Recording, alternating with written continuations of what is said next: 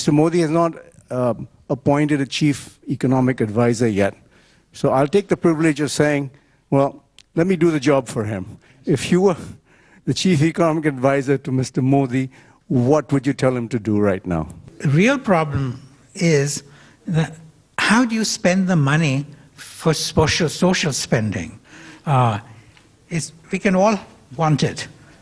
Even the Narendra Modi government is talking about increasing spending on housing, increasing spending on distribution of monies for different schemes and so on. The problem is not that. The question is, can you really find the resources for it?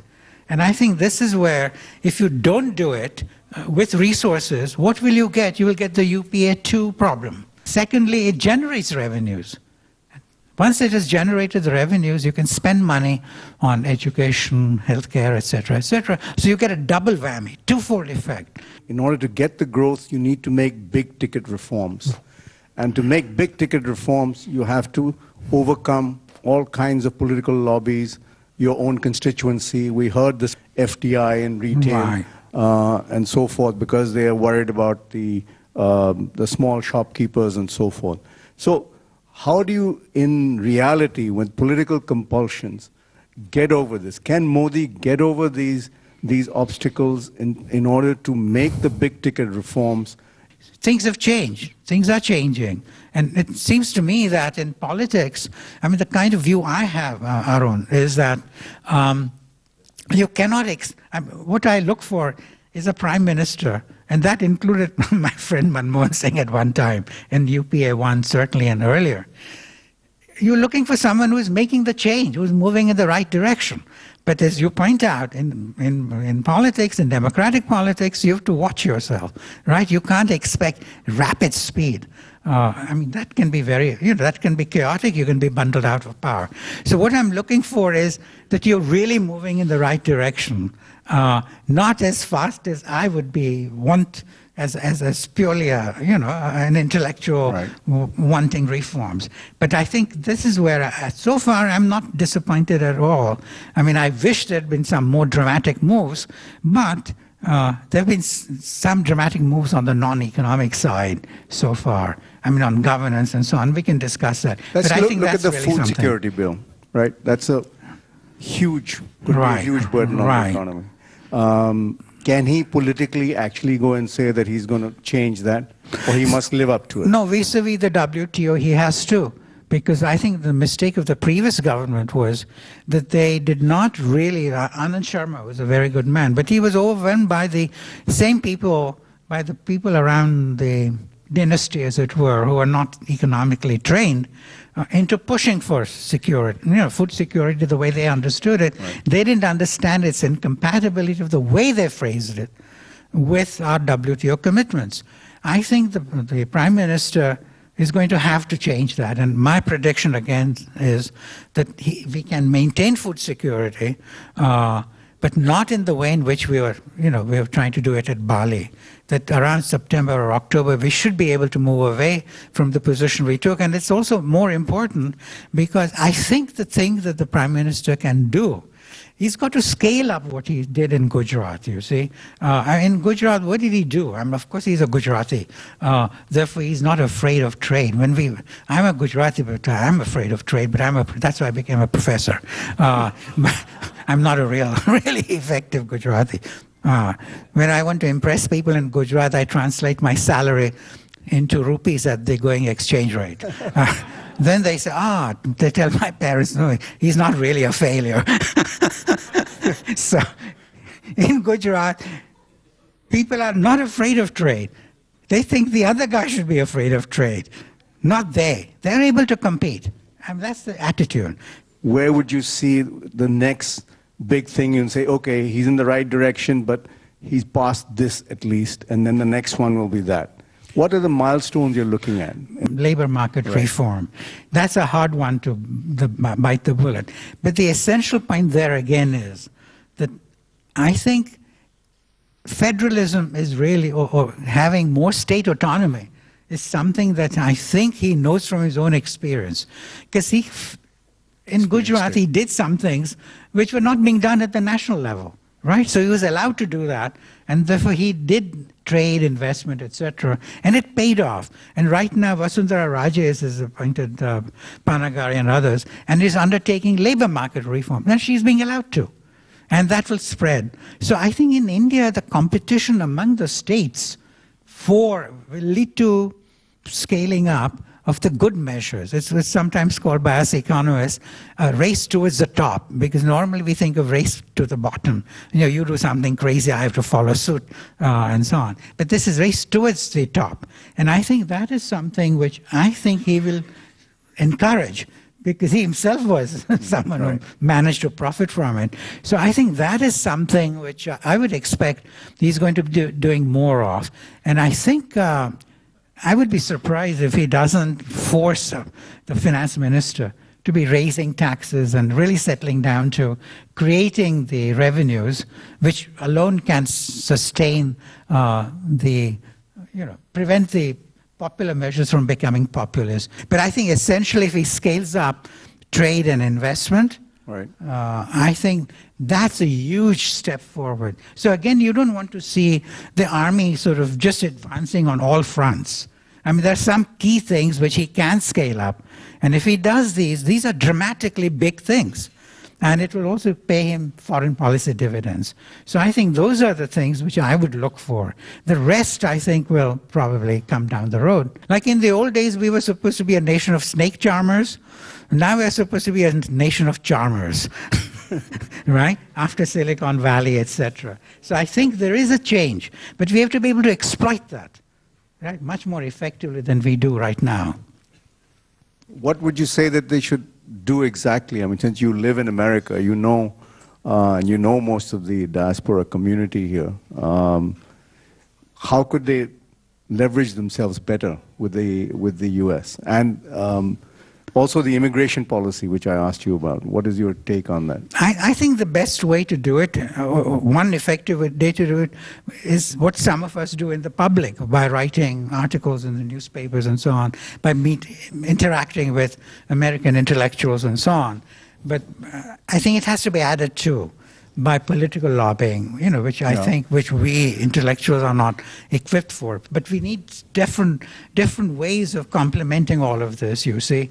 And I think that is something we need to do. Secondly, I think we need to be able to tell the Americans, look, I mean, like when I heard some of the things being said about India's manufacturing bias and so on, that is exactly what President Obama has been saying for a long time. He's exactly, I mean, you could substitute Prime Minister and the President on that one, because he certainly wants more manufacturing. Whereas our people are a little more sophisticated, because when people like Professor Panagari and others say we must have more manufacturers, we mean labor-intensive manufacturers, not all manufacturers.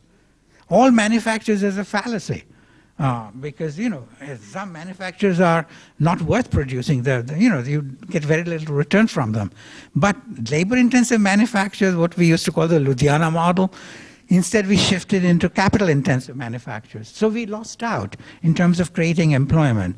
So I think we are more sophisticated that way on some of these dimensions. And I think the one thing which we really have not pointed out sufficiently is that the Americans, while they blame us for Bali and, like you heard on this panel, what started it all in the end? Because, and I don't know whether we could have effectively stopped it, but the Americans basically decided under President Obama that Doha round they were not going to get into it because they did not get enough concessions from other countries. So that was called, what we had negotiated was called Doha Light, and the other one was called Doha Heavy, meaning more concessions from outsiders. We more or less, we had very little clout, but we also didn't do very much, in my opinion. We negotiated badly. We negotiated badly. Dr. Manmohan Singh is a close friend of yours, right? And you've obviously interacted with Mr. Prime Minister Modi before and perhaps now also. How would you compare the two political leaders?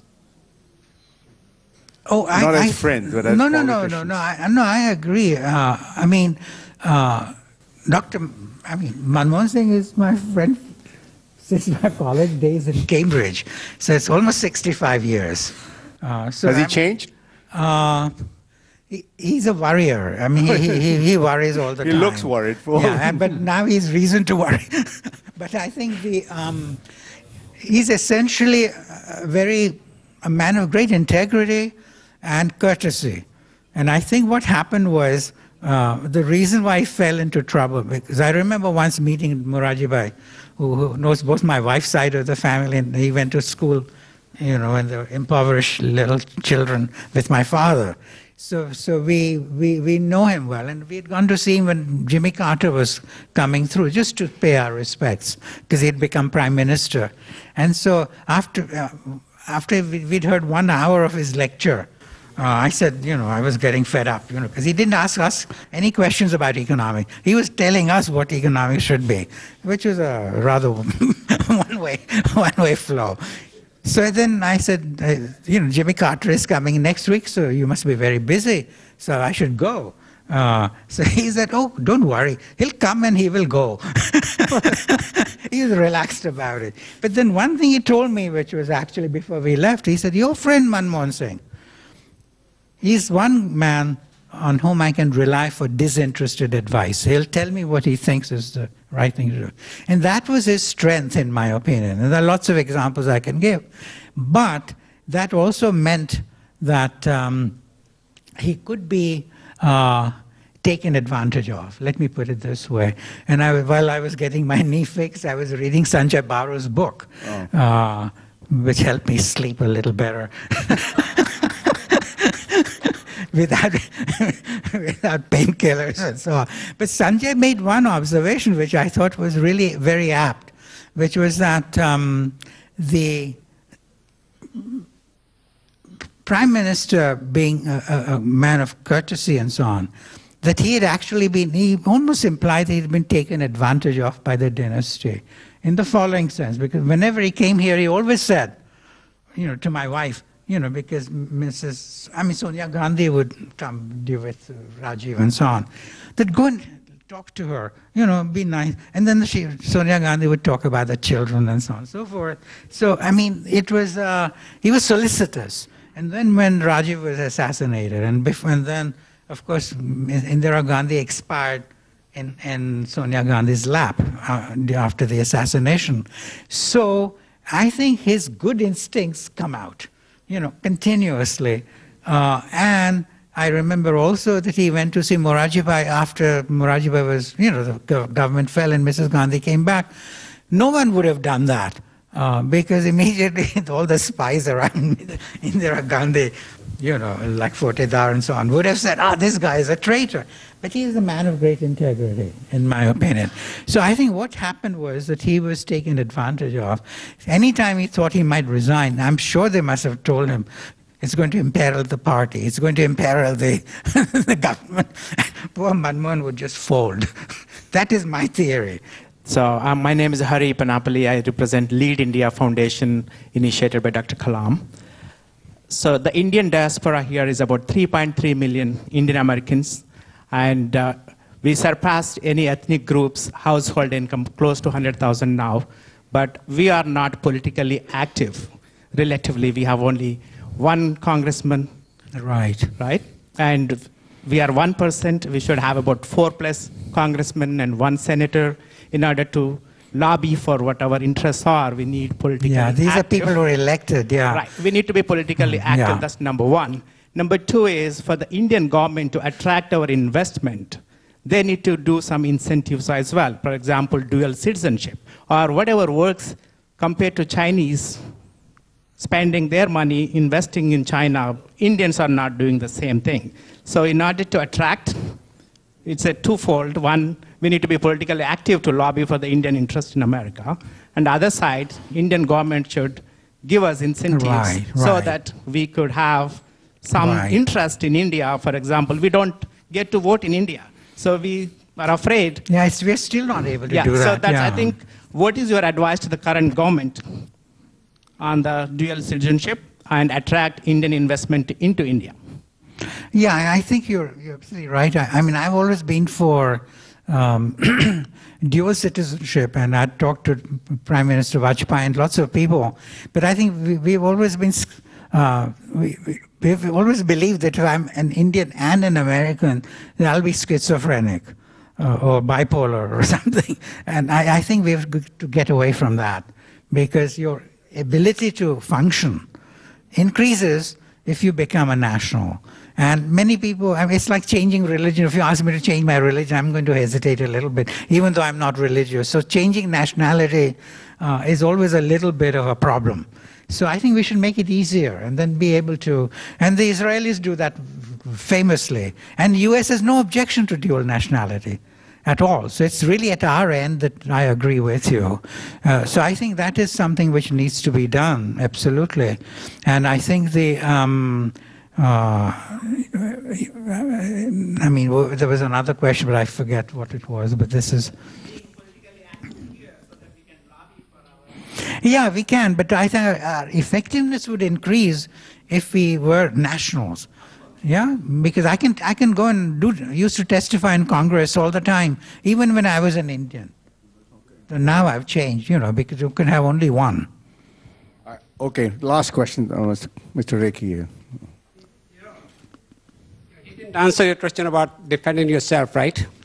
On the nuclear deal, the Indian Americans were organized like there was no tomorrow. You know, we spent huge amount of time and energy and money, but we were let down by the Indian side at the end. You know, there was no acknowledgement whatsoever of what we had done, and that treaty almost fell apart. Most of us who spent huge amount of time and energy in DC felt very let down. Well, I think you should tell that to the Indian government. Yeah. Well, so we run out of time completely. Okay, last one. One of the things which is very detrimental, in our opinion, is the number 2 economy. If you were to sit down with Prime Minister Modi, how would you curb the number 2 economy in India, which is obviously takes away revenues from India, which is detrimental for the growth. However, it is used to fund the parties. But what advice would you give to curb that number 2 economy? I mean, number 2 economy is a legacy we got because of all the wrong economic policies of licensing and so on. I mean, you must remember the days when people, I mean, we were supposed to be the best country in the world for our politics, for judiciary, everything. Suddenly, it all collapsed, and it was all because of the licensing and so on. So economic policies affected these kinds of... Now, I couldn't tell you how to affect it at the margin, except to say, let's not get back into that shape. The other thing was you want to eliminate the interest in having this kind of cash. And the only way you can do that is by changing the political contributions, because I think today we still don't have an adequate way of raising legal money, to my knowledge. And many of us have argued for it. Not that the American one, for instance, is free from problems and so on. No system will be. But at least you can raise monies legally here. But you can't do that back home. So I think we need to remove that incentive by telling politicians, I mean, we need the Prime Minister needs a governance committee on that issue, in my opinion, to really come up with concrete proposals. But how to get the existing black money out, I wouldn't know.